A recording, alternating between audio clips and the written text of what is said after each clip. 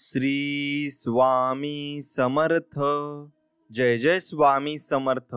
स्वामी भक्तांनो, स्वामींचे असेच प्रेमळ आणि बोधदायक संदेश मिळवण्यासाठी आपल्या चॅनलला नक्की सबस्क्राईब करा आणि बाजूला असलेली घंटी नक्कीच दाबा.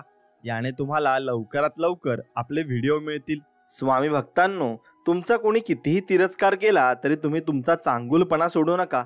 कारण चुलीतून निघणारा धूर फक्त भिंतीला काळं करू शकतो, पण आकाशाला काळं करण्याचं सामर्थ्य त्यांच्यात मात्र नसतं.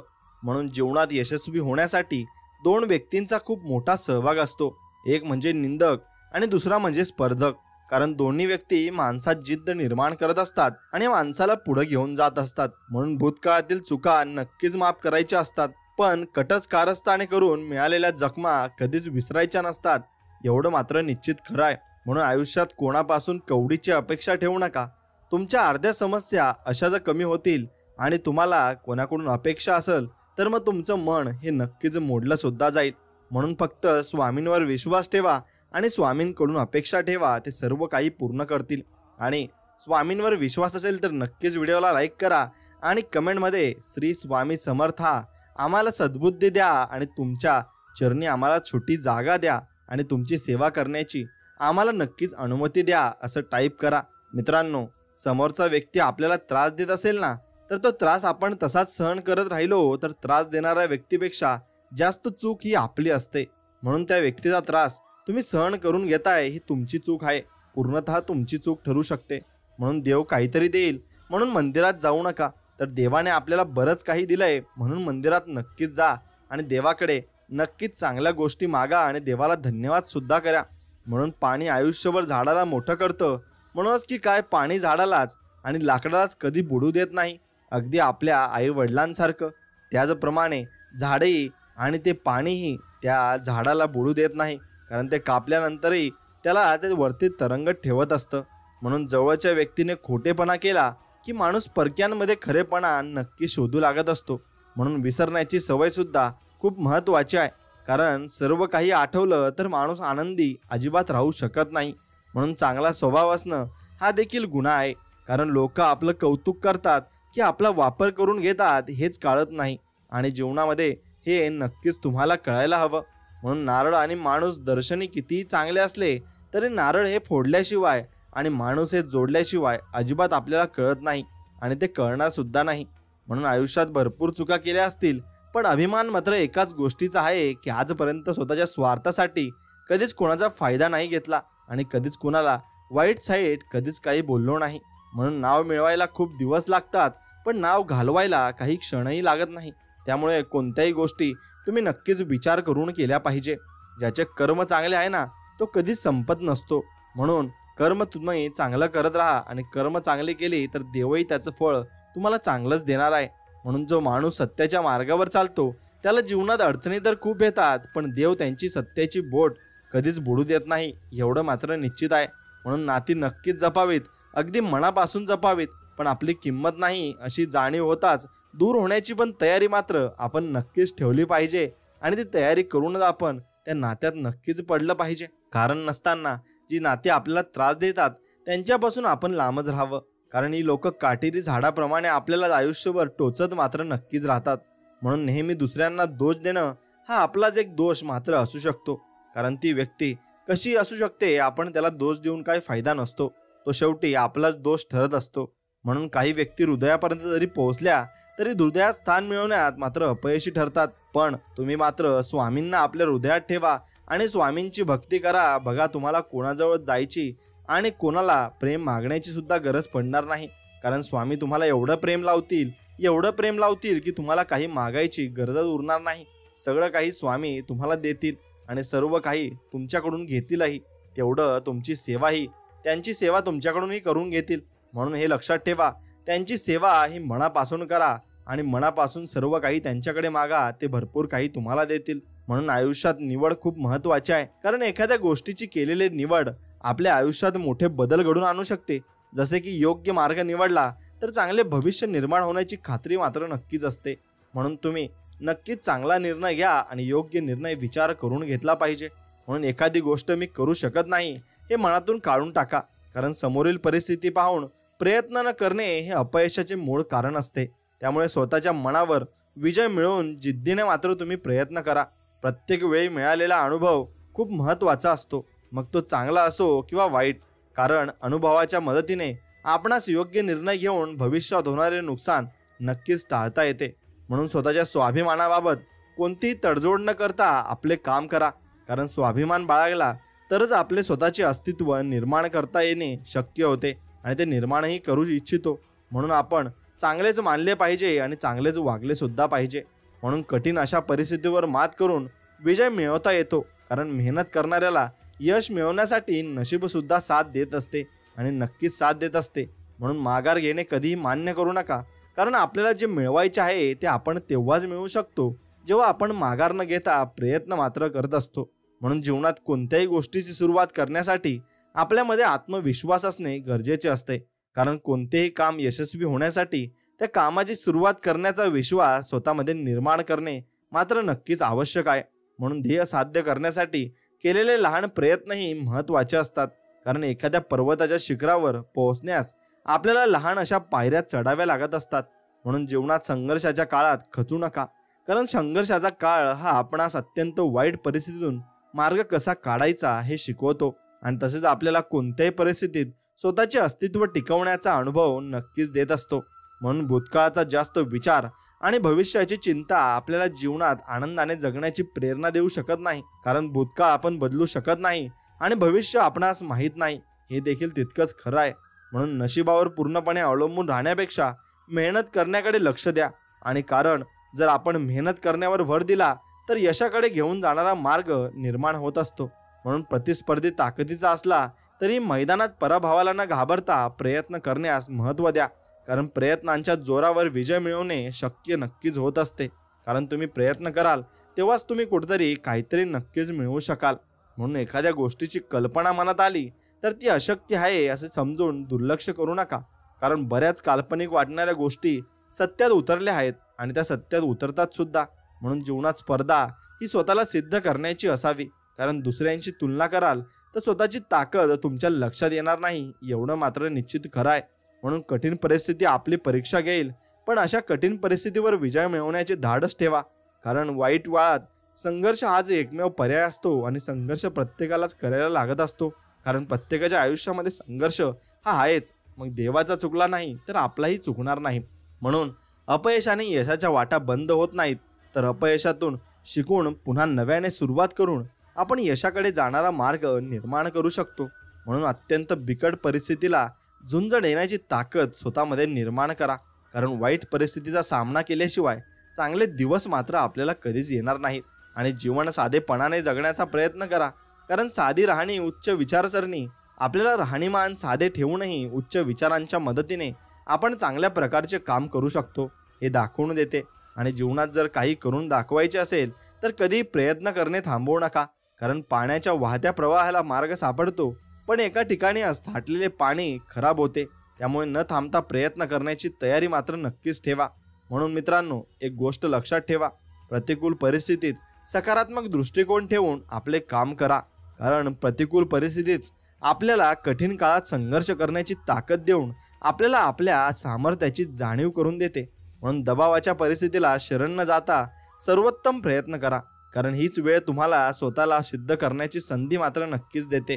आणि चिकाटीने काम करून स्वतःला असे नक्की बनवा की जी गोष्ट तुमच्या मनात आहे ती तुम्ही सहजपणे मिळवू शकाल. कारण बरीच स्वप्ने प्रयत्न न करण्याने अपूर्ण राहत असतात, हे मात्र तितकंच खरं आहे. म्हणून स्वतःवरील विश्वास हाच कायम आपल्यासोबत असणार आहे. आणि त्यामुळे कुठल्याही परिस्थितीत हार न मानता स्वतःवर विश्वास ठेवून जीवन मात्र नक्कीच जगा. आणि एखादी गोष्ट करून दाखवण्याची जिद्द स्वतःमध्ये ठेवा. आणि तुम्हाला कोणतीही गोष्ट करणे अशक्य वाटणार नाही. कारण एखादी गोष्ट सत्यात उतरवण्यासाठी आपल्याला जिद्दीने प्रयत्न करण्याची गरज मात्र नक्कीच असते. म्हणून वाटेत येणाऱ्या अडथळ्यांना आपली कमजोरी बनवू न देता त्यातून मार्ग काढण्याचा प्रयत्न नक्कीच करा. कारण अडथळ्यांना दूर करण्याची ताकद आपल्या जगण्याची हिंमत मात्र नक्कीच देत असते. म्हणून जीवनात येणाऱ्या परिस्थितीचा विचार करून स्वतःमध्ये बदल करा. पण आपल्याला जे काही मिळवायचे आहे त्याचा विसर पडून देऊ नका, एवढं मात्र लक्षात ठेवा.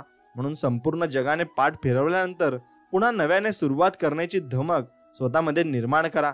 कारण अतिशय कठीण काळात प्रयत्न करण्याची तयारी ही तुम्हाला जगाच्या पाठीवर कुठेही यशस्वी नक्कीच बनवू शकते.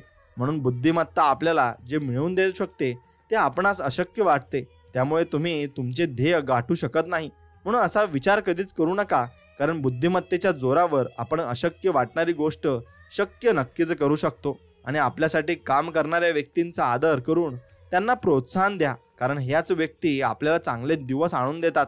म्हणून जीवन जगताना अडचणी आल्यास त्या अडचणी दूर करण्याचे बळ स्वतःमध्ये निर्माण करा, कारण अडचणींवर मात करण्याचे बळ आपल्याला ध्येय साध्य करून नक्कीच देत असते. म्हणून त्यावर मात कशी करायची आणि जीवनात येणाऱ्या संकटांवर कशी तुम्ही मजल करायची यासाठी नक्कीच येईल यासाठी प्रयत्न करा. आणि कारण समस्यांवर मात करण्याची शक्तीच आपणास आपली स्वप्ने पूर्ण करण्यास नक्कीच मदत करत असते. म्हणून जीवनात अनुभव हा खूप महत्त्वाचा असतो, कारण त्यातून तुम्ही भरपूर काही शिकलेले असता. आणि हा अनुभव आपल्याला तेव्हाच मिळू शकतो जेव्हा आपण आपले जीवन स्वतःच्या सामर्थ्यावर विश्वास ठेवून एकट्याने जगण्याचा प्रयत्न करतो. म्हणून अपयशाचा सामना करावा लागल्यास पुन्हा प्रयत्न करून ध्येय साध्य करण्याची जिद्द ठेवा, कारण आपली ही जिद्दच आपल्याला जीवनात हार न मानता प्रयत्न करण्याची ताकद देईल. म्हणून वेळ सगळ्यांची येत असते, त्यामुळे जीवनात जेव्हा खडतर काळ येईल तेव्हा त्याला धीराने तोंड देण्याची तयारी ठेवा, कारण खडतर काळानंतर चांगले दिवस येतात, पण त्यासाठी आपल्याला कष्ट मात्र नक्कीच करावे लागत असतात. म्हणून जीवनात आलेल्या कठीण परिस्थितीचा पूर्ण अभ्यास करून त्यातून मार्ग काढण्याची ताकद आपल्यात निर्माण केली पाहिजे, कारण कोणत्याही परिस्थितीतून मार्ग काढण्याचा गुणच आपल्या प्रगतीस कारणीभूत मात्र ठरत असतो आणि तोच आपल्याला पुढे घेऊन जात असतो. म्हणून बचत करण्याची सवय लावून घ्या, कारण एखाद्या गोष्टीची केलेली बचत त्या गोष्टीचा अनावश्यक वापर न करता योग्य वापर करण्याची प्रेरणा आपल्याला मात्र नक्कीच देत असते. म्हणून यशाचे सर्वोच्च शिखर गाठायचे असेल तर तत्वांशी प्रामाणिक राहून सर्व शक्ती पणाला लावून प्रयत्न करा, कारण प्रयत्नांमध्ये जर ताकद असेल तर आपण यशस्वी नक्कीच मात्र होऊ शकतो. आणि जीवनात कमी वयात कराव्या लागणाऱ्या संघर्षाला सामोरे जाण्याची तयारी ठेवा, कारण अशा संघर्षातून आपल्याला संकटांना तोंड देण्याची ताकद निर्माण होऊन मौल्यवान असा अनुभव मात्र मिळतो. म्हणून आयुष्य आनंदाने जगण्याचा प्रयत्न केला पाहिजे, कारण सुख आणि दुःख हे आयुष्यात येतातच. त्यामुळे कितीही कठीण प्रसंग आले तरी त्यावर मात करून जीवन आनंदाने जगण्याची क्षमता स्वतःमध्ये निर्माण केलीच पाहिजे आणि ती झालीच पाहिजे. तरच आपलं जीवन अति सुखाने आणि अति आनंदाने जगण्याची आपण नक्कीच आशा बाळगू शकतो. म्हणून स्वतःचे व्यक्तिमत्व असे बनवा की जग तुम्हाला मान देईल, तसेच तुमच्यातील चांगल्या गुणांचे कौतुक करून तुम्हाला किंमत देईल. कारण जर या जगात टिकायचे असेल तर स्वतःची ओळख निर्माण करावीच लागेल आणि ती करावीच लागते. म्हणून कोणतेही काम पूर्ण करायचे असल्यास योग्य नियोजन महत्त्वाचे असते आणि योग्य नियोजन तेव्हा शक्य होते जेव्हा आपण परिस्थितीचा बारकाईने अभ्यास मात्र नीट करत असतो. म्हणून समाजाकडून झालेल्या विरोधाने खचून न जाता आपले काम उत्साहाने आणि जिद्दीने पूर्ण करण्याचे लक्ष द्या, कारण चांगल्या कामाला विरोध हा होतच असतो आणि तो विरोध प्रत्येक वेळेस होईलच असे नक्कीच आहे. कारण प्रत्येक वेळेस तुम्हाला कोणती ना कोणती व्यक्ती येऊन टोकून जाते. पण एक गोष्ट लक्षात ठेवा, जीवनात तुमच्या अशाही काही लोक येतील जे तुम्हाला मदत करतील आणि ते मदत करण्यासाठी सक्षम असतील. मग त्यांच्याकडून नक्कीच मदत घ्यायला विसरू नका, कारण देवाने तुमच्यासाठी ती मदत पाठवलेली असते आणि देव तुम्हाला मदत करू इच्छित असतो. म्हणून जीवनात अपयश आल्यास निराश होऊ नका, कारण पहिल्याच प्रयत्नात यश मिळतेच असे नाही. त्यासाठी सातत्याने प्रयत्न करून ध्येय पूर्ण होईपर्यंत मेहनत करण्याची तयारी मात्र ठेवावी लागते. म्हणून आपली परिस्थिती जरी गरीब असली तरी आपले विचार उच्च ठेवा, कारण आपली परिस्थिती बदलण्याची शक्ती ही आपल्या विचारांमध्येच असते. त्यामुळे जीवनात उच्च विचारांना प्राधान्य नक्कीच आपण दिले पाहिजे आणि वाचनाची आवड निर्माण करा, कारण वाचनातून मिळालेले ज्ञान हे आपल्याला जीवनातील कठीण प्रसंगावर सामोरे जाण्याची ताकद मात्र देते. आणि प्रगतीच्या दिशेने वाटचाल करायची असल्यास थोडासा त्रास सहन करण्याची आणि त्याग करण्याची सवय तुम्ही लावून घ्या, कारण आपल्या शालेय जीवनातील प्रगती पुस्तकात सुद्धा चांगले गुण तेव्हाच मिळतात जेव्हा आपण अभ्यास करण्यासाठी वेळ देऊन मेहनत मात्र घेत असतो. म्हणून आपले काम करत राहा, कारण आपण केलेल्या मेहनतीचे फळ आपणास नक्कीच मिळते. त्यामुळे न थांबता प्रयत्न करण्याची मानसिकता नक्कीच ठेवा आणि पर्वता एवढे संकट जरी पुढे आले तरी त्या संकटावर मात करण्याची जिद्द ठेवा, कारण जीवनातील संकटे दूर करण्याची ताकद आणि कठीण परिस्थितीत हाताळण्याची क्षमताच आपले अस्तित्व निर्माण नक्कीच करते. म्हणून आपल्या जीवनातील सकारात्मक विचार करणाऱ्या व्यक्तींची संगत असणे खूप गरजेचे असते, कारण सकारात्मक विचार हे आपल्या जीवनातील नैराश्य दूर करून आपल्याला कठीण काळात सकारात्मक दृष्टिकोन ठेवून जीवन जगण्यास मदत करतात आणि आपल्या विचारांमध्ये ताकद निर्माण करा, कारण जीवनात येणारे अडथळे हे आपल्याला माहीतच असतात असे नाही. त्यामुळे अशा वेळी आपल्या विचारांमध्ये असणारी ताकद आपला आत्मविश्वास वाढून अडथळे दूर करण्यास मदत नक्कीच करेल. आणि आपण जीवनात वेळेचा सदुपयोग करायलाच शिकलो तर मग आपण आपले ध्येय गाठू शकतो. कारण जेव्हा आपण वेळ वाया न घालवता जास्तीत जास्त वेळ प्रयत्न करण्यासाठी देतो, तेव्हा आपले हेच प्रयत्न ध्येय प्राप्त करून देतात. आणि जीवनात कोणतीही गोष्ट अशक्य नाही हे नक्कीच लक्षात ठेवा. आणि स्वामी समर्थांची तुम्ही जर सेवा करत असाल तर तुम्हाला ते माहीतच असेल की अशक्यही शक्य करतील स्वामी. आणि स्वामी नक्कीच ते शक्यही करतात. कारण एखादी गोष्ट अशक्य तोपर्यंत असते जोपर्यंत एखादी व्यक्ती ती गोष्ट शक्य करून दाखवत नाही. त्यामुळे अपयशाची भीती न ठेवता प्रयत्न मात्र तुम्ही नक्कीच प्रामाणिकपणे केला पाहिजे. म्हणून एखादी गोष्ट करण्याचा संकल्प जेव्हा आपण हाती घेतो ना, तेव्हा ती गोष्ट करण्यासाठी आपले प्रयत्नही तितकेच महत्त्वाचे असतात. कारण कोणताही संकल्प तेव्हाच पूर्ण होतो जेव्हा आपण नित्य नियमाने हे प्रयत्न करत असतो. आणि सर्व काही संपले असे असताना सुद्धा क्षितिजापर्यंत भरारी घेण्याची जिद्द ठेवली पाहिजे, तरच आपल्यामध्ये कोणत्याही परिस्थितीतून मार्ग काढण्याची क्षमता ही निर्माण मात्र होऊ शकते. म्हणून एखाद्या थोर व्यक्तीला प्रेरणास्थान मानणे गरजेचे आहे. कारण जेव्हा आपण असे करतो तेव्हा एक प्रकारे आपण त्या व्यक्तीचे गुण आत्मसात करण्याचा प्रयत्न करून आपल्या व्यक्तिमत्वाचा विकास मात्र करू शकतो. म्हणून आपले काम शांततेत करण्याची सवय लावून घ्या. कारण मन शांत ठेवले तरच आपण आपले ध्येय गाठण्यासाठी एकाग्र चित्ताने काम मात्र नक्कीच करू शकतो. म्हणून आयुष्यात माणसे जोडायची असतील तर आपल्या आयुष्यातील जवळच्या लोकांना समजून घ्यायला शिका. आणि जेव्हा तुम्ही हे करू शकाल तेव्हा तुम्हाला संकट काळात साथ देणाऱ्या लोकांची कमी मात्र कधीच भासणार नाही. आणि जीवनात अशी वेळ येते की जिथे आपण संघर्ष टाळण्यासाठी प्रयत्न करणे थांबवतो, पण असे करू नका. कारण सातत्याने केलेले प्रयत्नच आपणास यशस्वी बनवत असतात आणि पुढे घेऊन जात असतात. म्हणून मैदानात विजय मिळवण्यासाठी असे प्रयत्न करा की पराभव जरी झाला तरी तुम्ही केलेल्या प्रयत्नांच्या चर्चेने मैदान नक्कीच गाजले पाहिजे. आणि कोणतीही गोष्ट करताना त्याविषयी संपूर्ण ज्ञान मिळवण्याचा प्रयत्न करा. कारण जेव्हा एखाद्या विषयाबद्दलचे संपूर्ण ज्ञान तुमच्यासोबत असेल तर तुम्हाला कधीही अपयशाचा सामना करावा लागणार नाही हे मात्र निश्चित आहे. आणि जेव्हा आपणास जिंकण्यासाठी संघर्ष करावा लागेल तेव्हा आपल्या प्रयत्नांमध्ये अशी ताकद निर्माण करा की जी तुम्हाला फक्त विजय मिळवण्यासाठी प्रेरणा देईल. कारण आपले प्रयत्नच आपणास विजय मिळवून देऊ शकतात आणि तेच आपल्याला पुढे घेऊन जाऊही शकतात. म्हणून आयुष्यात नियोजनास प्राधान्य द्या. कारण कोणतेही कार्य नियोजनाशिवाय पूर्ण होत नाही. आणि त्यामुळे योग्य नियोजन केल्यास आपणास अवघड काम शक्य करण्याची ताकद मिळून जीवनातील अडचणींवर मात नक्कीच करता येते. म्हणून आपल्या कार्यक्षेत्रात यशस्वी होऊन सर्वोच्च स्थान मिळवायचे असल्यास आपल्याला कित्येक वर्षांच्या संघर्षांच्या काळाचा सामना करावा लागतो. कारण साम्राज्य हे एका दिवसात उभे राहत नाही, त्यासाठी सातत्याने प्रयत्न मात्र करावे लागत असतात. म्हणून मित्रांनो, जीवनात सुखाचा मोह आणि दुःखाची भीती ठेवू नका. कारण वेळ ही सगळ्यांची बदलत असते. त्यामुळे आज जर दुःख असले तर उद्या सुख नक्कीच मिळेल. म्हणून जीवनाचा प्रत्येक क्षण आनंदाने जगण्याचा तुम्ही प्रयत्न करत राहा. आणि आपले विचार आणि आपले भवितव्य घडविण्यासाठी मदत करतात. कारण आपल्या विचारांमध्ये आत्मविश्वासाची शक्ती निर्माण करण्याची ताकद असते. आणि त्यामुळेच संकुचित विचारांचा त्याग करून उच्च विचारांचा अवलंब करण्याचा प्रयत्न तुम्ही नक्कीच केला पाहिजे. आणि जीवनात आनंदी राहायचे असेल तर ऐकावे जनाचे आणि करावे मनाचे ही म्हण लक्षात ठेवा. कारण आपण स्वतःला जगामध्ये जास्त चांगल्या प्रकारे ओळखू शकतो आणि स्वतःमध्ये जास्त गुंगूनही जाऊ शकतो. म्हणून जीवनात स्वप्ने पूर्ण करायची असतील तर तुमच्या वाट्याला संघर्ष येणारच अशी मानसिकता ठेवून प्रयत्न नक्कीच करा. कारण संघर्षाचा सामना केल्याशिवाय स्वप्ने मात्र पूर्ण होत नाही. आणि यशस्वी व्यक्ती व्हायचे असेल तर वर्तमान काळात कष्ट आणि मेहनत करण्याची तयारी ठेवा. कारण आपण जर वर्तमान काळात प्रयत्न केले नाही तर भविष्यकाळ उज्ज्वल नक्कीच तुमचा होणारही नाही. म्हणून ज्ञान हे अमृता समान आहे. कारण जेव्हा अतिशय खडतर काळ येईल तेव्हा हेच ज्ञान आपल्याला कठीण परिस्थितीतून बाहेर काढण्यासाठी आणि पडण्यासाठी मदत नक्कीच करेल. त्यामुळे ज्ञान प्राप्त करणे कधीच तुम्ही सोडू नका आणि कधीच तुम्ही ते सोडूही नका. आणि जीवनामध्ये स्वामी समर्थांची भक्तीही सोडू नका. म्हणून जशास तसे वागण्याची ताकद तुमच्यात निर्माण करा, तरच तुमचे अस्तित्व हे नक्कीच टिकून राहील. आणि पुढे हीच ताकद तुमच्या अस्तित्वाचे रक्षण करण्यासाठी नक्कीच मदत सुद्धा करेल.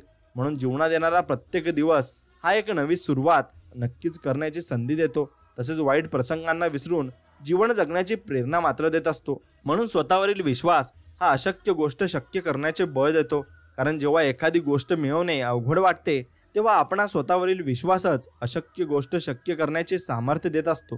म्हणून आपल्यात जर आपली स्वप्ने पूर्ण करायची असतील तर कोणत्याही प्रकारच्या मोहाला बळी पडू नका.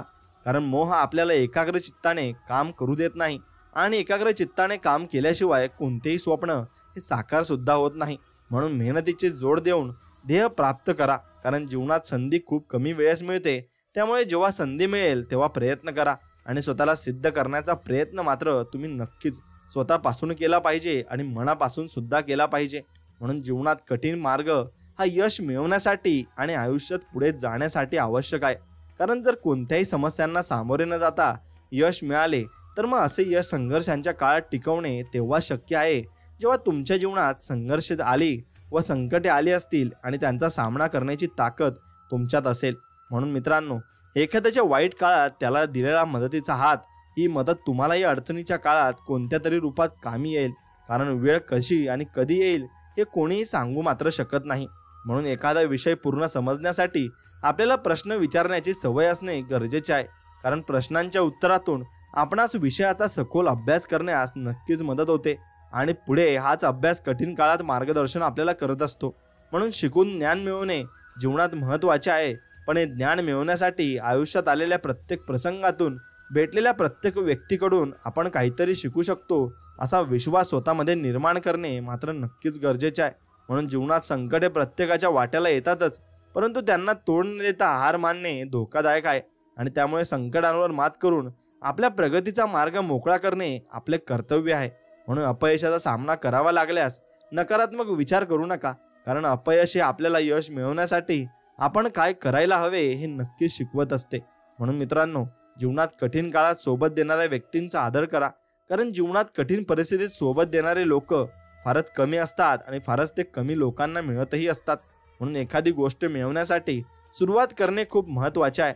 कारण आपले ध्येय गाठण्यासाठी प्रयत्न करण्यास सुरुवात केल्याशिवाय ते मिळणं शक्य होऊ शकत नाही, हेही तितकेच खरे आहे. म्हणून एखादी गोष्ट मिळवण्यासाठी किंमत मोजावी लागली तर निराश होऊ नका. कारण या जगात अशी कोणतीही गोष्ट नाही जी आपल्याला कोणत्याही त्याग आणि किंमत मोजल्याशिवाय मिळत असते. म्हणून मेहनतीच्या बळावर आपले ध्येय साध्य करण्याची सवय लावल्यास आपण नशिबावर अवलंबून राहता प्रयत्न करून ध्येय साध्य करण्याचे गुण विकसित मात्र नक्कीच करू शकतो. आणि यशस्वी व्यक्तींच्या जीवनाचा विचार केला असता असे दिसून येते की अशा व्यक्ती एखादा छंद जोपासून स्वतःसाठी वेळ देतात. आणि छंद जोपासणे आवश्यक आहे, कारण छंद आपल्याला जीवनात आनंद जगण्यास मदत नक्कीच करत असतात आणि ते आपल्याला पुढेही घेऊन जात असतात. म्हणून भूतकाळ आपण बदलू शकत नसलो तरी भविष्यात येणाऱ्या अडचणींचा विचार करून त्यावर मात करता येईल असा आत्मविश्वास नक्कीच निर्माण करू शकतो. म्हणून कोणतेही कार्य करताना योजना आखणे आणि अंमलात आणणे गरजेचे आहे. कारण आपण आखलेली योजना प्रत्यक्ष कृतीत आणण्याचा प्रयत्न केल्याशिवाय कोणतेही कार्य पूर्ण मात्र होत नाही. म्हणून जेव्हा आपण गमवायची भीती ठेवत नाही तेव्हा आपण आयुष्यात खूप गोष्टी मिळवू शकतो. आणि कारण गमावण्याची भीती आपणास प्रयत्न करण्याची ताकद देत नाही, एवढे मात्र निश्चित आहे. म्हणून कोणतीही गोष्ट जीवनात कायमस्वरूपी टिकत नाही. कारण जर आज कठीण काळ आला तर उद्याची सकाळ चांगली परिस्थिती आणू शकते. आणि त्यासाठी आपण वाईट काळात सकारात्मक दृष्टिकोन ठेवून प्रयत्न करण्याची गरज मात्र नक्कीच असते. म्हणून आपले व्यक्तिमत्व आपण परिधान केलेल्या पोशाखावर अवलंबून नसते, तर त्यासाठी आपणास आपल्या व्यक्तिमत्वाला ठसा उमटला जाईल असे गुण आणि पात्रतेचा विकास करणे नक्कीच महत्त्वाचे आहे. म्हणून जगताना आपण सुखी जीवनाचा विचार करतो, पण कठीण काळात दुःख जेव्हा येतात तेव्हा यांना तोंड दिल्यास आपल्यामध्ये कोणत्याही परिस्थितीवर मात करण्याची क्षमता निर्माण मात्र नक्कीच होत असते. म्हणून जगताना संघर्ष करावा लागतो हे सत्य आहे, पण त्याचबरोबर संघर्षाचा सामना करताना संयम ठेवावा लागतो हे सुद्धा सत्य असले तरी आपला संयम ही आपली कमजोरी बनवू न देता ताकद नक्कीच बनवली पाहिजे. आणि बऱ्याच वेळा प्रयत्न करताना जग जिंकण्याची आशा सोडते, परंतु काही लोक शेवटच्या क्षणापर्यंत विजय मिळवण्यासाठी प्रयत्न करतात आणि हेच प्रयत्न विजय खेचून नक्कीच आणत असतात. म्हणून जीवन जगताना समस्या येतात आणि या समस्यांना तोंड देण्यासाठी आपल्या ज्ञानाचा उपयोग करून स्वतःमध्ये अशी ताकद निर्माण करा की कोणत्याही समस्यांवर तुम्ही मात नक्कीच करू शकाल आणि शेवटी तुमचा जो विजय त्या प्रयत्नात नक्कीच होईल. म्हणून आयुष्य जगणे म्हणजे हे सुद्धा एक साहसाचे काम आहे. कारण आपल्याला सर्व काही मिळाले तर ते टिकवण्यासाठी सातत्याने प्रयत्न करावे लागतात आणि जर काही नसल्यास आयुष्य चांगल्या प्रकारे जगण्यासाठी संघर्ष मात्र करावा लागत असतो. म्हणून जीवनाचा प्रवास हा अनिश्चिततेने भरला आहे. कधी सुख मिळेल तर कधी दुःखाला सामोरे जावे लागणार. त्यामुळे आत्मविश्वास वाढवून स्वतःच्या सामर्थ्यावर विश्वास ठेवता नक्कीच आला पाहिजे. आणि तो विश्वास ठेवा, नक्की स्वतःचं सामर्थ्य वाढेल आणि तुम्ही पुढेही जाल. म्हणून जबाबदारी म्हणजे स्वतःला सावरून जीवनातील कोणत्याही परिस्थितीचा सामना करण्यास स्वतःला समर्थ बनवून आपली ही जबाबदारी आहे ती यशस्वीपणे पार पाडणे होय. आणि परिपक्वता किंवा परिपूर्णता ही एक अशी व्याख्या आहे की जी व्यक्ती स्वतःला या स्थितीत आणण्याचा प्रयत्न करते ती व्यक्ती स्वतःच्या व्यक्तिमत्वाचा विकास घडवून परिपूर्ण नक्कीच बनवू शकते. म्हणून कल्पनाशक्ती असल्याशिवाय कोणतेही ध्येय सत्यात उतरवता येत नाही.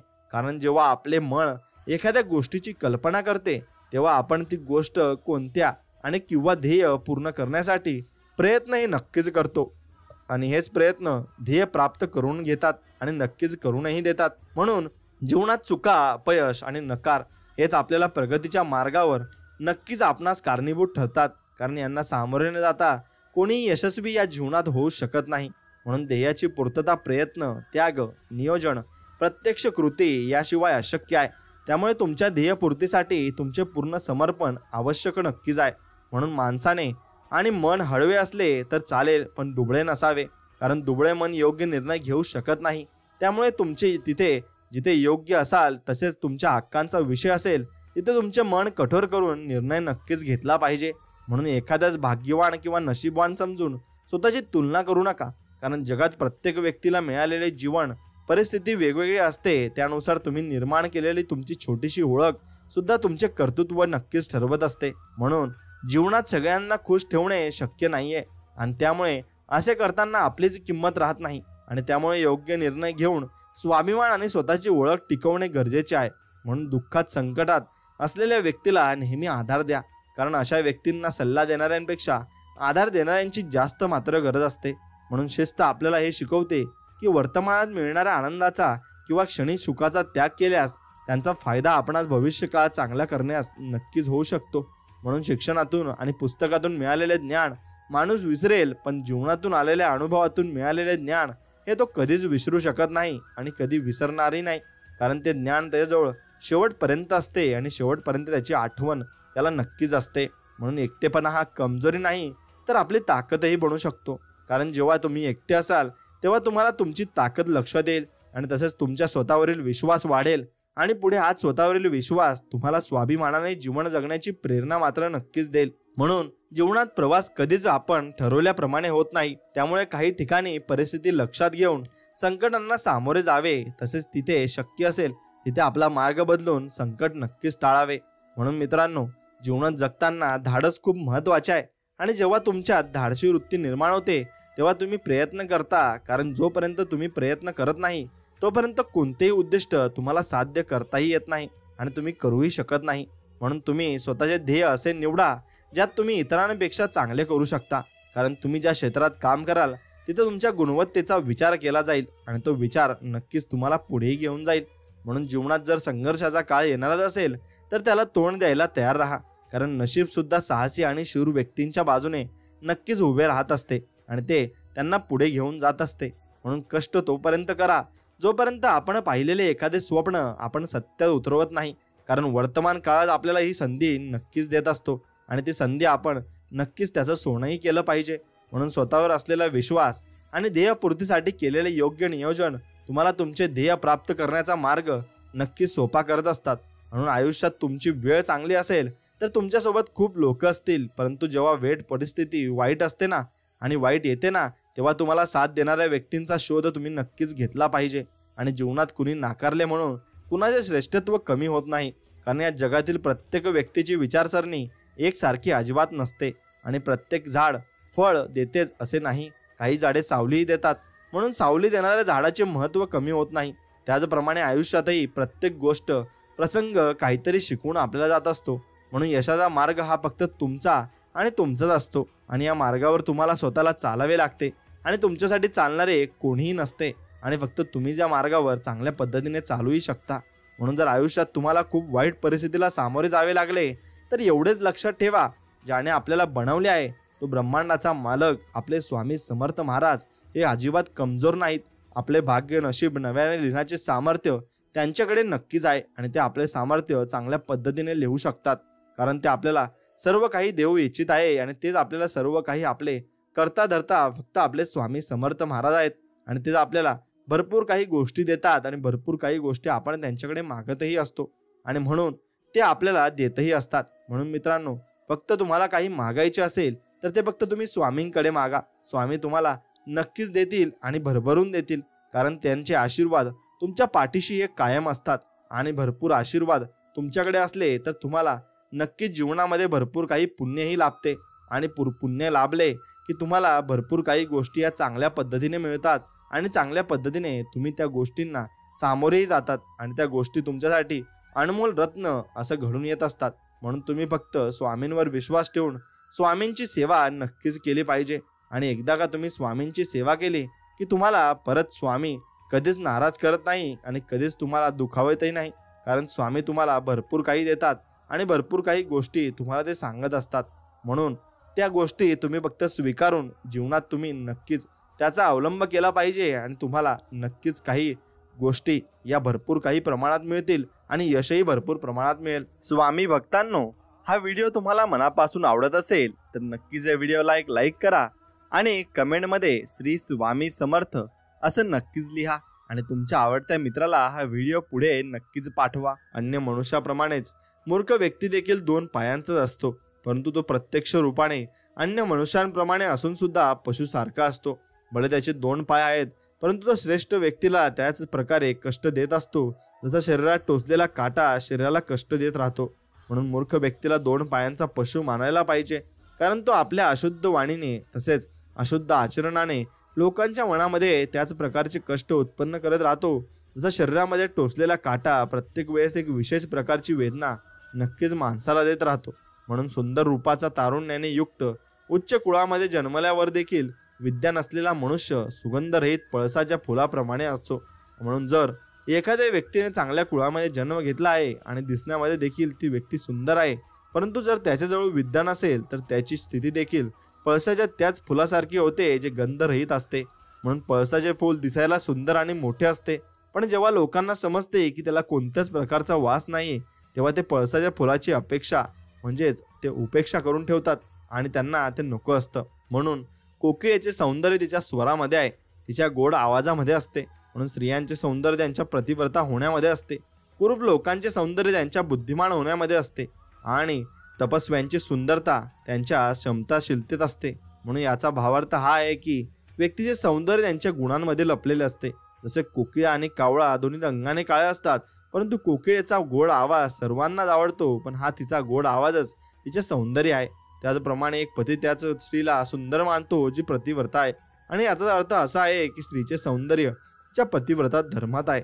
म्हणून दिसायला कुरूप असलेली व्यक्ती सुद्धा तिच्या बुद्धिमत्तेमुळे आदराला प्राप्त ठरते आणि तप करणाऱ्या व्यक्तींचे सौंदर्य तिच्या क्षमतेशील गुणांमध्ये असते, एवढं मात्र निश्चित आहे. म्हणून जर एखाद्या व्यक्तीचा त्याग करून कुळाचे कुटुंबाचे रक्षण होत असेल तर प्रगती होत असेल आणि सुख शांती मिळत असेल तर त्या व्यक्तीला नक्कीच तुम्ही सोडून द्यावे आणि त्याचा त्याग करावा. त्याच प्रकारे एका गावाला सोडून दिल्याने जिल्ह्याचा विकास होत असेल तर त्या गावाला सोडून देणे चांगले असते. आणि याच प्रकारे आत्म्याच्या प्रगतीसाठी सर्व भूमंडळाचा देखील त्याग करायला पाहिजे.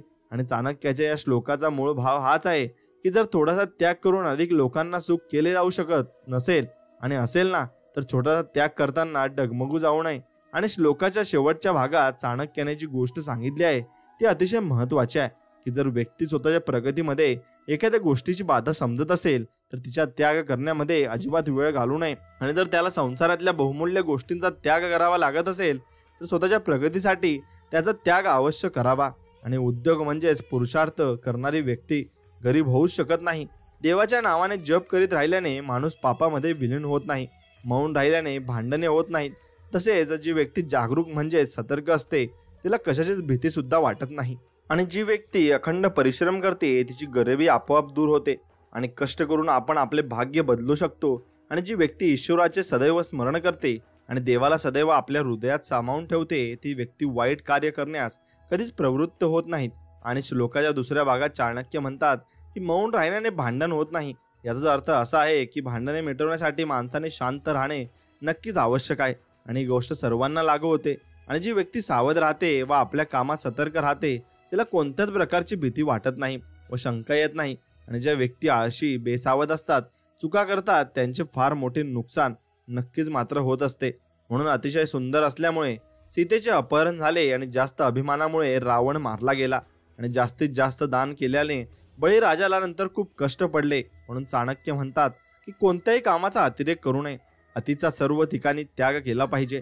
चाणक्याने या ठिकाणी इतिहास प्रसिद्ध उदाहरणे देऊन आपल्याला समजावले आहे की प्रत्येक कार्याची एक मर्यादा असते. जर एखादी गोष्ट मर्यादे पलीकडे गेली तर त्या व्यक्तीला दुःख होते आणि सीता अत्यंत रूपवती होती, त्यामुळेच तिचे अपहरण झाले. रावण अत्यंत बलवान, शक्तिमान आणि संपन्न राजा होता, पण त्याच्या अभिमानाने पूर्ण मर्यादा पार केल्यामुळे त्याला मृत्यूला सामोरे जावे लागले. म्हणून बळीराजाची गोष्ट सर्वांना माहिती आहे. तो अत्यंत दानशूर होता आणि त्याच्या दानामुळे त्यांची कीर्ती जेव्हा संपूर्ण जगामध्ये पसरायला लागली तेव्हा देवता देखील चिंतित झाले. तेव्हा भगवान विष्णूने वामन रूप धारण करून त्याच्याकडे 3 पावलं जमीन मागितली आणि बळीचे गुरु शुक्राचार्यांनी त्याला सावध देखील केले. परंतु बळीने त्याचे सांगणे न ऐकता वामनाचे म्हणणे मान्य केले आणि वामनाने 3 पावलामध्ये पृथ्वी, स्वर्ग आणि पाताळ हे तिन्ही पादांकृत करून बळीला भिकारी बनवले. आणि या सर्व उदाहरणांचा भावार्थ हाच आहे की व्यक्तीने आपल्या मर्यादेमध्ये राहावे आणि त्याने प्रत्येक ठिकाणी अतिचा त्याग नक्कीच करायला हवा. म्हणून शक्तिशाली लोकांसाठी कोणतीच गोष्ट कठीण नसते, व्यापाऱ्यांसाठी कोणतीच स्थान लांब नसते आणि विद्वान लोकांसाठी कोणताच देश हा विदेश नसतो. आणि जी व्यक्ती मधुर भाषी आहे त्यांना कोणीच परके नसते, हे देखील तितकेच खरे आहे. म्हणून ज्या लोकांकडे सामर्थ्य आहे त्यांना कोणतेच काम अवघड नसते आणि प्रत्येक काम ते अगदी सहजतेने करू शकतात. आणि व्यापारी लोक आपल्या व्यापारासाठी लांब लांबच्या देशांमध्ये जातात आणि त्यांच्यासाठी कोणतेच गाव, देश, स्थान दूर नसते. म्हणून विद्वान लोकांसाठी कोणताही देखील देश परदेश नसतो. तो कुठे गेला तरी त्याच्या विद्वत्तेमुळे तेथे देखील त्याला सन्मान प्राप्त होईल. आणि त्याचप्रमाणे गोड बोलणारी व्यक्ती परक्या माणसांना सुद्धा आपलेसे करून घेते आणि त्यांच्यापैकी परके कोणीच नसते आणि सर्व आपलेच होतात. म्हणून ज्या प्रकारे सुगंधित फुलांनी भरलेला एकच वृक्ष जसा पूर्ण जंगलात सुगंधित करतो, त्याच प्रकारे सद्गुणी पुत्रांमुळे वंशाची शोभा नक्कीच वाढत जाते.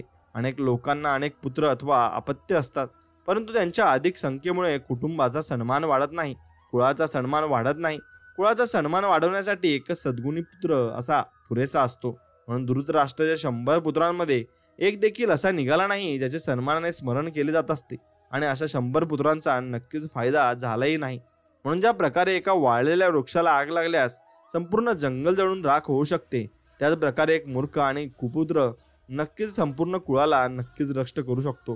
म्हणून जसं जंगलातील एका वाळलेल्या झाडाला आग लागल्यावर पूर्ण जंगल जळते, त्याच प्रकारे नक्कीच आपल्यामध्ये एक दुर्गुण असला की तो आपल्या संपूर्ण चांगल्या शरीराचा नाश करून टाकत असतो आणि आपले सगळे गुण तो झाकून टाकत असतो. म्हणून दुःख देणाऱ्या, हृदयाला जाळणाऱ्या अनेक पुत्रांना जन्म देण्यात नक्कीच फायदा नसतो. म्हणून जेव्हा मूर्ख लोकांची पूजा होत नाही, जेथे अन्नधान्यांची कमतरता नसते, जेथे पती पत्नीमध्ये कोणत्याही प्रकारचा कलह, भांडण, तंटा होत नाही, अशा जागी लक्ष्मी स्वतः येऊन निवास करायला लागते. आणि या श्लोकाचे सार असे आहे की जे लोक मूर्ख लोकांच्या ऐवजी गुणवान लोकांचा आदर सन्मान करतात, आपल्या गोदामामध्ये उच्च प्रकारच्या अन्नधान्यांचा संग्रह करून ठेवतात आणि ज्या लोकांच्या घरात पती पत्नीत भांडण, तंटा, वाद, मतभेद होत नाही, त्या लोकांची संपत्ती आपोआप नक्कीच वाढायला लागत असते. म्हणून आचार्यांनी विशेषतः मानवाचा आचार व चारित्र्याच्या संबंधी काही गोष्टी सांगितल्या आहेत.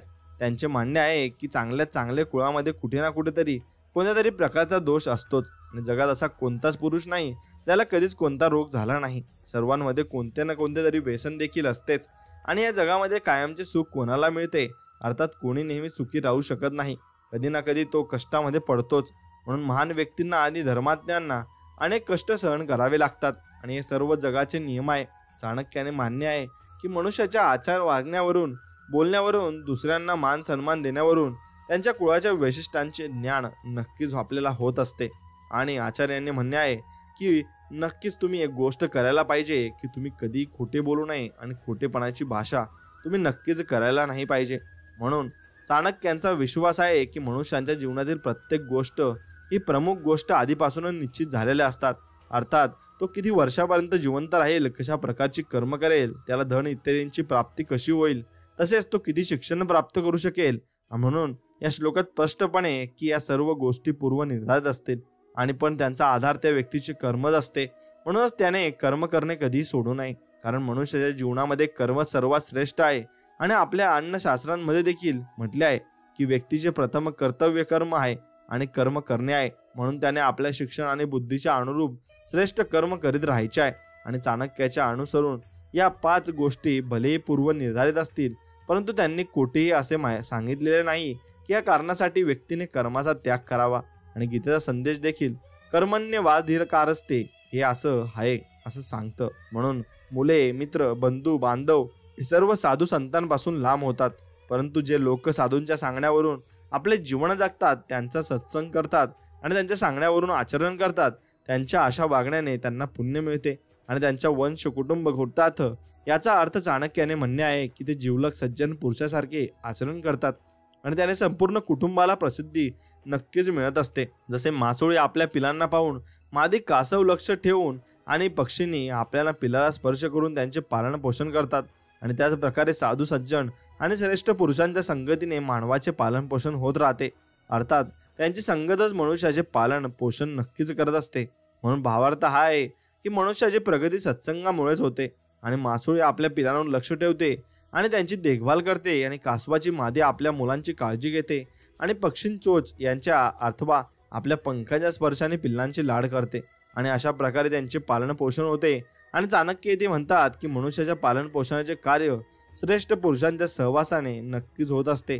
आणि जोपर्यंत हे शरीर स्वस्थ व निरोगी आहे, जोपर्यंत मृत्यू येत नाही, तोपर्यंत व्यक्तीला आपल्या कल्याणासाठी धर्मयुक्त आचरण अर्थात पुण्य कर्म करायला पाहिजे. पण जेव्हा मृत्यू होईल त्यावेळी तो काही देखील करण्यामध्ये असमर्थ असेल आणि अर्थात काही देखील करू शकणार नाही. म्हणून कोणाला जे माहीत नसते की केव्हा त्याचे शरीर रोगांनी घेरले जाईल, आणि त्याला हे देखील माहिती नसते की मृत्यू केव्हा होणार आहे. म्हणून मनुष्याने कर्तव्य आहे की तो जोपर्यंत जिवंत आहे त्याने जास्तीत जास्त पुण्य कर्म करावीत, कारण प्राण उडून गेल्यावर शरीराचा केवळ मातीचा ढिगारा राहतो आणि त्याच्यामध्ये कोणत्याही प्रकारची शक्ती नसते की ते काही करू शकेल आणि काही बनवू सुद्धा शकेल. म्हणून शिक्षणामध्ये कामधेनूचे गुण असतात, त्यामुळे वेळे आधीच फळांची प्राप्ती होते, आणि परदेशामध्ये शिक्षण आईसारखे रक्षण करते आणि कल्याण नक्कीच करते. म्हणून शिक्षणाला गुप्तधन म्हटले गेले आहे, आणि गुप्तधन ते असते की ज्याचा मनुष्य संकटकाळी फायदा घेऊ शकेल. म्हणून चाणक्याने शिक्षणाला गुप्तधन म्हटले आहे आणि त्याला कामधेनूची उपमा दिली आहे. म्हणून कामधेनू तिला म्हणतात जिच्यापासून मनुष्याच्या सर्व इच्छा पूर्ण होतात, आणि त्याला त्यावेळेस सुद्धा फळांची प्राप्ती होते, जेव्हा देश काळाच्या अनुसार त्या फळांच्या प्राप्तीची वेळ आलेली नसते. म्हणून शिक्षणामुळेच परदेशामध्ये व्यक्तीचा सन्मान होतो, आणि आई ज्याप्रमाणे मुलाचे रक्षण करते त्याप्रमाणे परदेशामध्ये शिक्षणामुळे व्यक्तींचे प्रत्येक प्रकारचे रक्षण होते आणि त्याला सुख नक्कीच प्राप्त होते. म्हणून आपल्या प्राचीन शास्त्रांमध्ये म्हटले आहे की विद्वान सर्वज्ञ पूजते, आणि विद्वानांना सर्व ठिकाणी पूजतात आणि त्याला मान सन्मान नक्कीच दिला जात असतो. म्हणून 100 दुर्गुणी आणि मूर्ख मुलांपेक्षा एक गुणवान आणि विद्वान पुत्र असणे चांगले आहे, कारण रात्रीच्या वेळी हजारो ताऱ्यांपेक्षा एका चंद्रानेच रात्र प्रकाशित नक्कीच होते. परंतु मग या 100 चांदण्यांनी आणि 100 लोकांनी ते कसं प्रकाशित होणार आहे. म्हणून दीर्घ आयुष्याच्या मूर्ख पुत्रापेक्षा जन्मताच मरणारा पुत्र अधिक श्रेष्ठ असतो, कारण जन्मताच मरणारा पुत्र थोड्या वेळासाठी दुःखाचे कारण होतो, परंतु दीर्घ आयुष्याचा मूर्ख पुत्र जोपर्यंत जिवंत असतो तोपर्यंत दुःख देत राहतो. आणि कोणी मुलं मूर्ख किंवा मतिमंद असले तर त्यामुळे आईवडील सदैव चिंतेत राहतात की यांचे काय होईल, आणि दुःख त्यांना आयुष्यभर टोचत राहते. परंतु जर मूर्ख मुलगा जन्मताच मरण पावला तर तो धक्का त्यांना काही काळापर्यंत दुःखी करतो. आणि सांगण्याचा अर्थ हाच की ते मूर्ख अपत्य न होणेच चांगले असते, आणि हेच यातच नक्कीच सुख आहे. पण ते देवाच्या हातात आहे, देव काय करेल हे फक्त देवाला माहिती असते. म्हणून अशिक्षित तसेच उपयुक्त नसलेल्या जागी किंवा गावामध्ये राहणे नीच व्यक्तीची सेवा आहे, आणि अरुचर आणि अपौष्टिक भोजन करणे, मांडणारी स्त्री, मूर्ख मुलगा आणि विधवा मुलगी या 6 गोष्टी अशा आहेत ज्या अग्नीशिवाय शरीराला जाळत राहतात आणि शेवटपर्यंत ते जाळत तुम्हाला राहतील. म्हणून काही गोष्टी अशा असतात ज्यामुळे व्यक्ती आयुष्यभर दुःखी राहतो, आणि त्यामध्ये सर्वात प्रमुख ती जागा आहे जिथे त्याला नेहमी राहायचे आहे. आणि जर ती जागा बरोबर नसेल तर तिथे राहणाऱ्या लोकांचा आचार व्यवहार बरोबर नसेल तर तो व्यक्ती नेहमी दुःखी राहतो. आणि त्याच प्रकारे जर कोणाला नीच माणसाची नोकरी करावी लागली, अस्वच्छ शिळे आणि अपौष्टिक भोजन करावे लागले तरी देखील दुःखदायी आहे. आणि जर पत्नी भांडणारी असेल तर लहान लहान गोष्टीवर भांडण करत असेल तर गृहस्थाला सुख कसे मिळू शकते. मग त्याच प्रकारे मूर्ख मुलगा आणि मुलगी विधवा असेल तर क्लेश आयुष्यभर सहन करणे योग्य नसतो. म्हणून ज्याप्रमाणे दूध न देणाऱ्या व गर्भधारण न करणाऱ्या गायीपासून कोणताही फायदा नाही, त्याप्रमाणे जर पुत्र देखील विद्वान आणि आई वडिलांची सेवा नक्कीच करणारा नसेल तर त्याच्यापासून कोणत्याही प्रकारचा फायदा हा होऊ शकत नाही.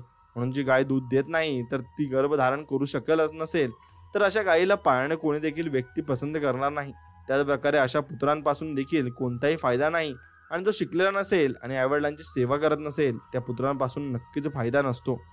म्हणून तुम्ही फक्त नक्कीच तुमच्या आयुष्यामध्ये उजळ आणि चांगल्या प्रकारे तुम्ही लक्ष द्यायचे आहे. आणि त्या प्रकारे लक्ष देऊन तुम्ही त्या गोष्टींना मिळवून तुम्ही शांत चित्ताने आपले आयुष्य काढू शकता आणि त्या आयुष्यामध्ये चांगल्या गोष्टीही आत्मसात करू शकता. एक गोष्ट लक्षात घ्या की अभ्यासासाठी शास्त्र हे विष असते आणि अर्जुनांना अर्थात जेवण योग्य प्रकारे पचले नाही तर मग ते जेवण हे भोजन विष सारखे हानिकारक असते. आणि निर्धन आणि दरिद्री व्यक्तीसाठी समाजामध्ये राहणे विषा समान असते आणि वृद्ध व्यक्तीसाठी तरुण स्त्री विषा समान असते. म्हणून मनुष्याने सतत अभ्यासाद्वारे शास्त्राचे ज्ञान प्राप्त करायला पाहिजे. आणि जर त्याने शास्त्राच्या ज्ञानासाठी नेहमी अभ्यास केला नाही तर त्याला योग्य ज्ञान प्राप्त होऊ शकणार नाही. म्हणून ते विषासारखे दुःखदायी असते. त्याच प्रकारे पोटामध्ये अपचन झालेल्या परिस्थितीमध्ये देखील उत्तमोत्तम जेवण केले गेले तर ते विषासारखे त्रासदायक ठरेल. आणि गरीब व्यक्ती एखाद्या सभेत, सोसायटी अथवा समाजामध्ये जातो, तिथे त्याला कोणी न विचारल्यामुळे त्याला विषाचा घोट प्यावा लागतो. आणि वृद्ध व्यक्तीने जर तरुण स्त्रीबरोबर विवाह केला तर त्याचे जीवन अत्यंत कष्टमय होते. कारण वयातील फरकांमुळे विचारांमधील देखील फरक असतो आणि याच गोष्टी क्लेशाचे कारण बनतात. त्याच प्रकारे एक वृद्ध व्यक्ती शारीरिकदृष्ट्या दुर्बल असल्यामुळे कोणत्याही नवतरुणीच्या नक्कीच चांगल्या प्रकारचं ते सुखही देऊ शकत नाही. म्हणून व्यक्तीने अशा धर्माचा त्याग करावा ज्यामध्ये दया आणि ममता इत्यादींचा अभाव असेल. आणि त्याच प्रकारे अशा गुरुचा देखील त्याग करावा ज्याच्याजवळ विद्या नसेल. आणि नेहमी रागावणाऱ्या पत्नीचा देखील त्याग नक्कीच करावा. आणि बंधू बांधवांमध्ये प्रेम अथवा स्नेहाचा अभाव असेल त्याच्यापासून नक्कीच देखील दूर राहिले पाहिजे. प्रत्येक धर्माकडून अपेक्षा केली जाते की त्याने दया, अहिंसा आणि प्रेमाचा संदेश द्यावा. जर त्या धर्मामध्ये या गोष्टी नसतील तर अशा धर्माचा देखील त्याग करावा. म्हणून गुरुचे कर्तव्य ज्ञान देणे आहे. आणि जर तो अशिक्षित आणि मूर्ख असेल तर त्याला गुरु बनवण्यात कोणताच फायदा नाही. आणि नक्कीच तुम्ही बंधू बांधव व्यक्तीच्या दुःखामध्ये कामाला येतात आणि जर त्यांच्यामध्ये स्नेह आणि प्रेमाचा भाव असेल तर मग तुम्ही त्यांना नक्कीच सोडलं नाही पाहिजे. आणि अभाव असेल तर सोडून दिलं पाहिजे. अशा बंधू बांधवांचा काही फायदा नाही, त्यांचा देखील त्याग तुम्ही करावा. जो मनुष्य अधिक पायी चालतो अथवा सतत यात्रेमध्ये असतो तो लवकर वृद्ध होतो. आणि जर घोड्यांना नेहमीच बांधून ठेवले तर ते देखील लवकर म्हातारे होतात. आणि स्त्रियांबरोबर जर समागम केले नाही तर त्या नक्कीच लवकर वृद्ध होतात. आणि अशा प्रकारे मनुष्याचे कपडे उन्हामुळे लवकर फाटतात आणि अर्थात ऊन त्यांना लवकर जीर्ण करते. आणि जे लोक नेहमी पायी चालत राहतात त्यांचे सर्व नियम भंग पावतात आणि त्यामुळे ते वृद्ध लवकर वृद्धत्वाचे शिकार होतात. कारण नेहमी चालत राहिल्याने अथवा प्रवास करीत राहिल्याने त्यांच्यावर आरोग्यावर वाईट परिणाम पडतो. आणि ज्या घोड्याला नेहमी बांधून ठेवले जाते आणि कधी मोकळे सोडले जात नाही अथवा रथ स्वारीसाठी कामाला आणले जात नाही तो देखील लवकर म्हातारा होतो. म्हणून समजूतदार व्यक्तीचे कर्तव्य आहे की त्याने खालील गोष्टींचे प्रत्येक वेळी लक्ष ठेवले पाहिजे आणि त्यांच्या संबंधामध्ये विचार करीत राहावे की माझा वेळ कसा आहे, माझे मित्र कसे आहेत आणि मी त्या जागी राहतो ते कसे आहे आणि माझे उत्पन्न आणि माझा खर्च किती आहे, मी कोण आहे, माझी शक्ती काय आहे, अर्थात मी काय करण्यामध्ये समर्थ आहे. आणि व्यक्तीने या गोष्टींचा पुन्हा पुन्हा विचार करीत राहावा आणि त्यांचे मनन करीत राहावे. जन्म देणारा पिता, योग्य पवित्र करणारा गुरु, विद्या देणारा शिक्षक, अन्न देणारा, भयापासून मुक्त ठेवणारा, या 5 व्यक्ती पितर मानल्या गेल्या आहेत. आणि चाणक्याचे मत आहे की या 5 व्यक्तींना नेहमी संतुष्ट ठेवावे, त्यांचा सन्मान करावा. म्हणून राजाची पत्नी, गुरुची पत्नी, मित्राची पत्नी, पत्नीची आई अर्थात सासू आणि जन्म देणारी आपली आई या 5 माता मानल्या गेल्या आहेत. एवढं लक्षात ठेवायला हवं. म्हणून ब्राह्मण, क्षत्रिय आणि वैश्य या द्विजाती म्हटले गेले आहे आणि त्यांचा देव यज्ञ आहे आणि मुनींचा देवता यांच्या हृदयामध्ये निवास करतात. मूर्खासाठी अथवा अल्पबुद्धीवाल्यांसाठी मूर्तीच देवता आहे. आणि ज्या व्यक्ती पारदर्शी असतात त्यांची दृष्टी समान असते आणि ते सर्व स्थानावर परमेश्वर विद्यमान आहे असे मानतात. आणि ब्राह्मण, क्षत्रिय आणि वैश्यांच्या द्विजाती यांसाठी मानले जाते कारण मातेपासून जन्म घेतल्यानंतर गुरु त्यांचा उपनयन संस्कार करतात आणि त्यांच्यासाठी हवन यज्ञच त्यांची देवता आहे. म्हणून मुनींच्या हृदयामध्ये देवतांचा निवास असतो आणि अर्थात ज्यांची पूजा करतात ते कायम त्यांच्या हृदयामध्ये विद्यमान राहतात. आणि जी व्यक्ती सर्व स्थानांना एक समान मानते त्यासाठी परमेश्वर सर्व व्यापक असतो आणि ते संसाराच्या प्रत्येक कणाकणामध्ये त्याला नक्कीच बघत असतात. म्हणून चाणक्याचे म्हणणे आहे की जेव्हा जीव गर्भामध्ये असतो तेव्हा त्यांचे वय, कर्म, धन, विद्या आणि मृत्यू इत्यादी गोष्टी निश्चित होतात.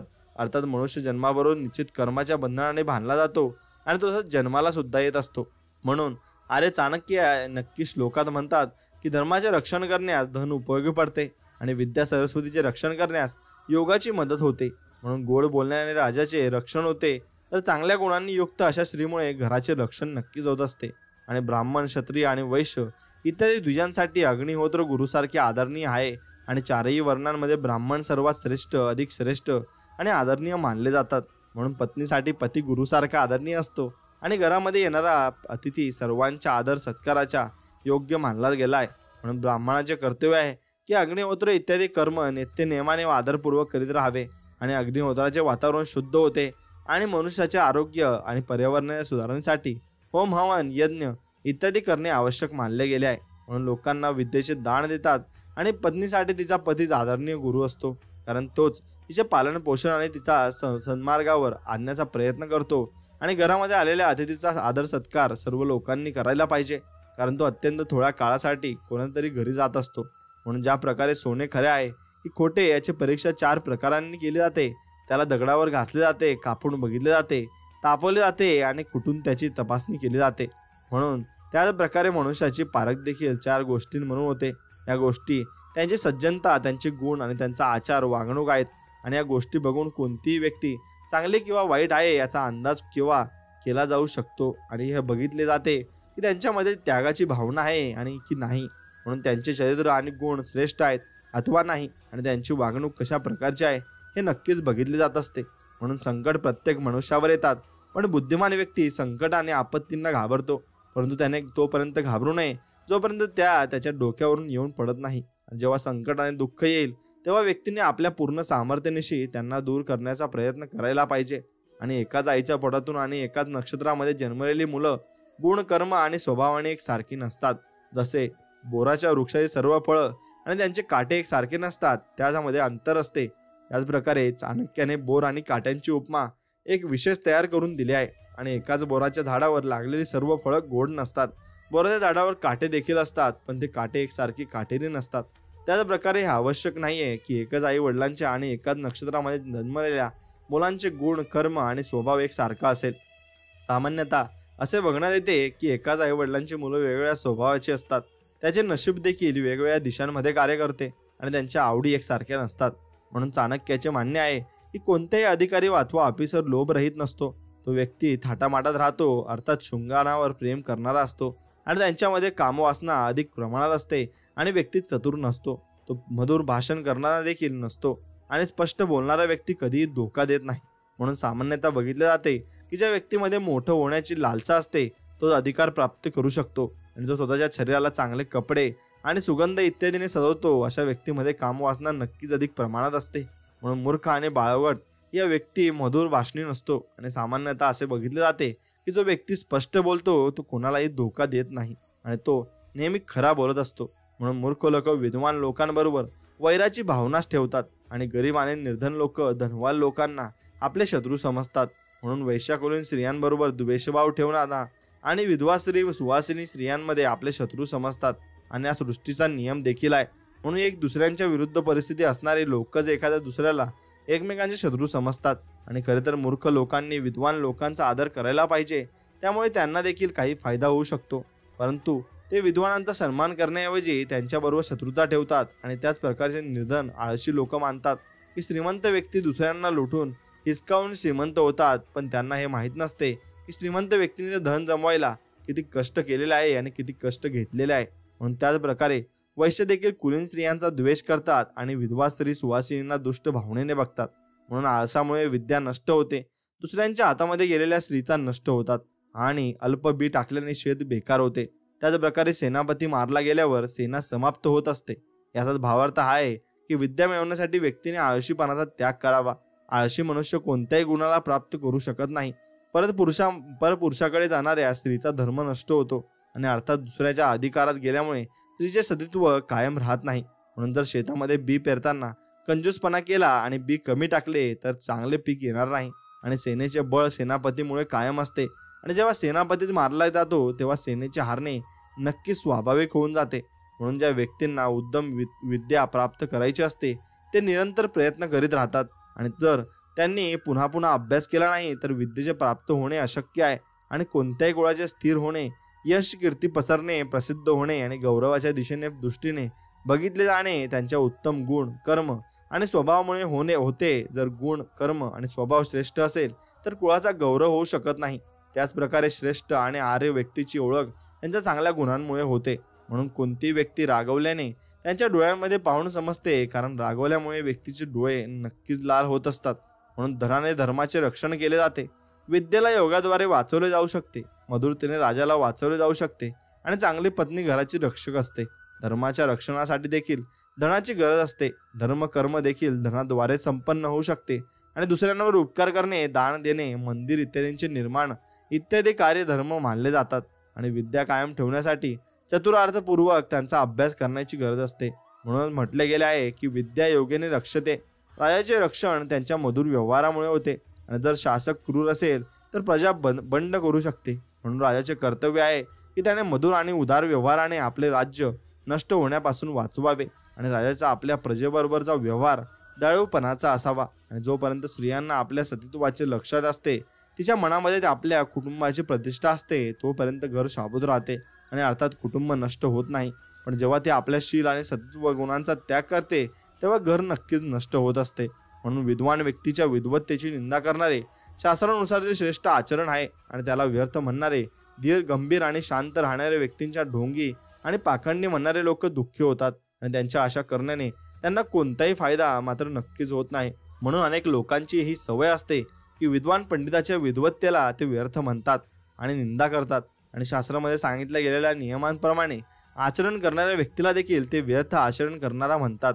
आणि शांत आणि गप्प राहणाऱ्या व्यक्तीला लोक कमजोर समजायला लागतात आणि त्यांच्या गप्प राहण्याला त्यांची कमजोरी समजली जाते.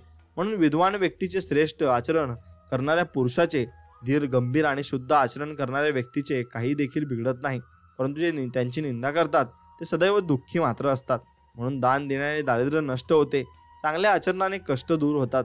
मनुष्याची दुर्गती समाप्त होते. म्हणून आचार्य चाणक्य यांनी सांगितले आहे की दान देण्याने दारिद्र्य नष्ट होत असते. आणि अनेक भारतीय संतांनी देखील सांगितले आहे की दान देण्याने धन घटत नाही. आणि व्यक्ती चांगले गुण, नम्र व्यवहार आणि सुशीलतेमुळे आपले कष्ट दूर करतो.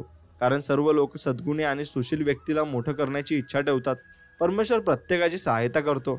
जो व्यक्ती नित्य नियमाने परमेश्वराची प्रार्थना करतो तो सदैव दुर्गुणांपासून दूर राहतो आणि त्यांना कोणाही व्यक्तीला भिण्याची गरज नसते आणि ना ते संकट आल्यावर भयभीत होतात. म्हणून काम वासनेसारखा कोणताही दुसरा रोग माणसाला नसतो आणि नसू शकतो. म्हणून व्यक्तीचा क्रोध त्यासाठी आगीचे काम करतो आणि त्याचा स्वतःचा स्वभाव आणि क्रोध त्याला जाळतो. आणि ज्ञानापेक्षा जगामध्ये सुख देणारी दुसरी कोणतीही वस्तू या जगात कुठे मिळणार नाही. आणि जो व्यक्ती विवेकबुद्धीने काम करतो तो नेहमी सुखी राहतो आणि तो दुःखांच्या अडचणीत नक्कीच चक्रात अडकत नाही. म्हणून म्हटले गेले आहे की या जगामध्ये ज्ञानापेक्षा मोठे कोणतेही सुख नाही आणि कोणतेही सुख मोठे असू शकत नाही. म्हणून ज्या प्रकारे मनुष्य एकटा जन्म घेतो त्या प्रकारे त्याला एकट्यालाच पाप आणि पुण्याचे फळ भोगावे लागते आणि एकट्यालाच अनेक प्रकारचे कष्ट भोगावे लागतात. अर्थात त्याला एकट्यालाच नरक यातना भोगावे लागतात आणि एकट्यालाच मोक्ष प्राप्त होतो. म्हणून मनुष्याच्या मृत्यूचक्राच्या चक्रामध्ये कोणीही त्याची सोबती करीत नाही. तो जेव्हा जन्म घेतो आणि जेव्हा मृत्यू पावतो तेव्हा देखील एकटा असतो. आणि अर्थात मनुष्याला पुन्हा पुन्हा जन्म घेणे आणि मृत्यू पावणे या चक्रामध्ये एकट्यालाच फिरावे नक्कीच लागत असते. म्हणून मित्रांनो, एक लक्षात घ्या, चाणक्याने मनुष्याने एकट्यानेच नरकामध्ये जाण्याची गोष्ट सांगितली आहे. नरक आणखी काही नाही तर मनुष्याद्वारा भोगल्या जाणाऱ्या कष्टांचे नावच नरक आहे. अशा प्रकारे मनुष्य एकटाच कष्ट भोगण्यासाठी विवश असतो आणि त्यांच्या कष्टांमध्ये सहानुभूती प्रकट केली जाऊ शकते, पण त्यांच्या कष्टांना वाटले जाऊ शकत नाही. तर त्याने चांगली कर्म केली तर तो जन्म मृत्यूच्या चक्रातून निघून मोक्ष प्राप्तीसाठी देखील एकटाच नक्कीच जात असतो आणि त्यामध्ये कोणालाही हिस्सा मागण्याचा अधिकार नसतो. अर्थात व्यक्तीला स्वतःची सुख दुःख स्वतःच भोगावे नक्कीच लागत असतात. म्हणून ज्याला ब्रह्मज्ञान माहीत नाही त्याच्यासाठी स्वर्ग काडीसारखा तुच्छ आहे आणि शूरवीरांसाठी जीवन काडीसारखे असते. जितेंद्रिय अर्थात संयमी व्यक्तीसाठी स्त्री काडी समान असते आणि इच्छारहित निर्भोळी मनुष्यासाठी सर्व जग हे काडीसारखे असते. म्हणून ज्या मनुष्याला ब्रह्मज्ञानाची माहिती आहे त्यासाठी स्वर्गाचे दार नक्कीच काही महत्त्व नसते. म्हणून विद्वान व्यक्तीच्या संबंधांमध्ये म्हटले गेले आहे की जिथे जातो तिथे त्याचा सन्मान असतो. आणि असे याकरता म्हटले गेले आहे की परदेशामध्ये विद्या मनुष्याची सर्वात मोठी मित्र असते आणि घरामध्ये सती साध्वी पत्नीमुळे ती पती आणि कुटुंबाचा मान सन्मान वाढतो. आणि रोग्याने जर औषध घेतले नाही तर त्याचा रोग कसा बरा होईल. म्हणूनच रोग्यासाठी औषध त्याच्या सगळ्यात खरा मित्र मानला गेला आहे. आणि जो व्यक्ती मृत्यू पावला आहे त्याचा सर्वात मोठा मित्र त्याचे धर्म कर्म असते. एवढं मात्र निश्चित आहे. म्हणून समुद्रामध्ये पाऊस पडणे आणि भोजनाने तृप्त झालेल्या मनुष्याला परत भोजन करवणे आणि श्रीमंत लोकांना दान देणे आणि दिवसा दिवाळा जाळणे आणि इत्यादी गोष्टी व्यर्थ ठरतात. म्हणून ढगातील पाण्यासारखे नक्कीच पाणी सर्वात अधिक पवित्र याकरता मानले जाते, कारण ते आरोग्यवर्धक असते. आणि ज्या व्यक्तीमध्ये आत्म्याचे बल आहे, अर्थात ज्याच्यामध्ये हिंमत आहे, त्याला कोणत्याही अन्य बलाची गरज नसते. आणि कारण आत्मबल अधिक आणि शरीर आणि इंद्रिय बलापेक्षा देखील मोठे आहे. आणि चाणक्याने नेत्रज्योतीला सर्वात अधिक उपयोगी मानले आहे, कारण नेत्रातील ज्योतीशिवाय मनुष्याचे संपूर्ण जग अंधकारमय होईल. आणि म्हणून एक गोष्ट बरोबर आहे, आणि ज्याच्याबरोबर अन्नाला देखील मनुष्यासाठी सर्वात अधिक प्रिय म्हटले गेले आहे. आणि नक्कीच मनुष्य इतर 56 प्रकारचे भोजन करतो, पण त्यामध्ये जर अन्नाचा अंश नसेल तर मग त्याची तृप्ती होणार नाही. अन्नाला मनुष्यासाठी सर्वात अधिक प्रिय म्हटले गेले आहे, आणि अधिक प्रिय देखील ते आहे सुद्धा, कारण त्यातूनच मनुष्य आज जगत असतो आणि आपल्या दैनंदिन आयुष्यात तो आपलं पोट नक्कीच भरत असतो. म्हणून फक्त आपण पोट भरत असतो, तसंच आपण नामस्मरणाने आपलं पोट नक्कीच भरावं आणि स्वामींचं नामस्मरण आपण नक्कीच करावं. त्याने आपल्याला नक्कीच सुख आणि समाधान या दोन्ही गोष्टी लाभत असतात, आणि आपण दोन्ही गोष्टींचा उपभोग नक्कीच घेत असतो. म्हणून आपण नक्की स्वामींची सेवा केली पाहिजे आणि स्वामींच्या अधीन नक्कीच राहिलं पाहिजे. मित्रांनो, हा संपूर्ण व्हिडिओ तुम्हाला मनापासून आवडला असेल तर नक्कीच व्हिडिओला एक लाईक करा आणि आपल्या चॅनलला सबस्क्राईब करा आणि बाजूला असलेली घंटी नक्कीच दाबा. चला तर मग भेटूया नवीन एक व्हिडिओमध्ये. तोपर्यंत जय श्रीराम, श्री स्वामी समर्थ. जय जय स्वामी समर्थ. धन्यवाद.